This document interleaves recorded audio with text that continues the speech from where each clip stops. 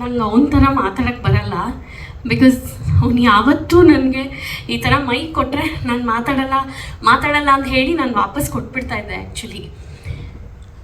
But ಇವತ್ತು ನನಗೆ ತುಂಬ ಖುಷಿ ಆಗ್ತಾಯಿದೆ. ಅಂದರೆ ಇಷ್ಟು ಜನ ಬಂದಿದ್ದೀರಾ, ಇಷ್ಟು ಜನ ಮಾತಾಡ್ತಿದ್ದೀರಾ ಅವನ ಬಗ್ಗೆ.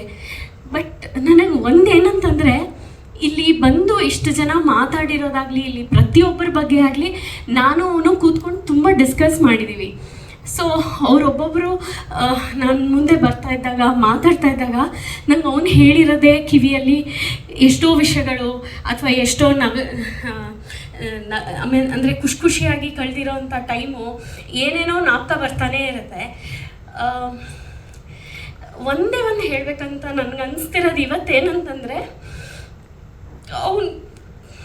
ಅವ್ನು ಬಿಟ್ಟು ನಂಗಿರೋದು ಗೊತ್ತಿಲ್ಲ. ಬಿಕಾಸ್ ನಾನು ಬೆಳಗ್ಗೆ ಎದ್ದಾಗ್ಲಿಂದ ರಾತ್ರಿ ಮಲ್ಗೋವರೆಗೂ ಹೆಂಗೆ ಡೇ ಸ್ಟಾರ್ಟ್ ಮಾಡೋದು ಅಂತ ನಾವಿಬ್ಬರು ಜೊತೆ ಕೂತ್ಕೊಂಡು ಪ್ಲ್ಯಾನ್, ಅಂದರೆ ಇವತ್ತು ಹಿಂಗೆ ಎದ್ವಿ, ಇದು ಮಾಡೋಣ ಅದು ಮಾಡೋಣ, ಇಲ್ಲ ಏನೂ ಮಾಡೋದು ಬೇಡ, ಇವತ್ತು ಸುಮ್ಮನೆ ಇಲ್ಲಿ ಕೂತ್ಕೊಳ್ಳೋಣ ಅದು ಮಾಡೋಣ ಅಂತ ನನಗೆ ಡೇನೇ ಗೊತ್ತಾಗ್ತಾ ಇಲ್ಲ. ಡೇ ಆ್ಯಂಡ್ ನೈಟ್ ಆ್ಯಕ್ಚುಲಿ ಗೊತ್ತಾಗ್ತಾ ಇಲ್ಲ ನನಗೆ.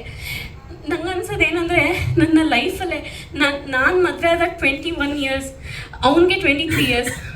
ಆವಾಗಿಂದ ಇವಾಗಿನವರೆಗೂ ನಾನು ಅವನು ಯಾವಾಗಲೂ ಮಾತಾಡ್ಕೊತಾ ಇದ್ವಿ, ಜೊತೆಲೇ ಬೆಳ್ಕೊಂಬಂದಿದ್ದೀವಿ, ಜೊತೆಲೇ ಇದ್ದೀವಿ, ಎಲ್ಲ ಜೊತೆಲೇ ಮಾಡಿದ್ದೀವಿ.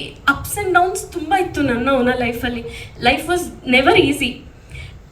ಬಟ್ ಇವತ್ತು ಹೆಂಗೆ ಅನಿಸ್ತಿದೆ ನನಗೆ ಅಂದರೆ, ಅವ್ನು ಬದುಕಿದ್ದಾನೆ ಅನಿಸ್ತಾ ಇದೆ, ನಾನು ಬದುಕಿ ಸತ್ತೋಗಿದ್ದೀನಿ ಅಂತ ಅನ್ನಿಸ್ತಾ ಇದೆ. ನನಗೇನೂ ಇಲ್ಲ ಲೈಫಲ್ಲಿ, ಇನ್ನೇನು ಪ್ರೊಫೆಷ್ನಲಿ ಬಂದಾಗ, ಆ್ಯಂಡ್ ಇಲ್ಲಿರೋರ್ಗೆಲ್ಲರಿಗೂ ಗೊತ್ತು, ನಾನೇನು ಹೇಳಬೇಕಂತಿಲ್ಲ. ಎಸ್, ಅವನ ಕ್ರಿಯೇಟಿವಿಟಿ, ಅವನ ಸ್ಟೋರಿ, ಅವನ ಇದೆ ತುಂಬ ಇದಾಗಿರ್ತಾಯಿತ್ತು. But major of the chunk ನಾನು ನೋಡ್ಕೋತಾ ಇದ್ದೆ, ಇದು ಮಾಡ್ತಾಯಿದ್ದೆ. ಬಟ್ ಎಲ್ಲೋ ಒಂದು ಕಡೆ ಅವ್ನಿಗೆ ಯಾವತ್ತೂ ಆ ಈಗೋ ಇರಲಿಲ್ಲ. ಇವಳು ನನ್ನ ಮುಂದೆ ನಿಂತ್ಕೊಂಡು ಹೋಗ್ತಾಳೆ, ನಾನು ಅವಳು ಹಿಂದೆ ನಿಂತಿರ್ತೀನಿ ಅನ್ನೋ ಈಗೋ ಇರಲಿಲ್ಲ, ಏನೂ ಇರಲಿಲ್ಲ. ಎಲ್ಲದಕ್ಕೂ ನನ್ನನ್ನು ಮುಂದೆ ತಳ್ಳಿ ನನ್ನನ್ನು ಈ ಮಟ್ಟಕ್ಕೆ ತಂದಿದ್ದಾನವನು.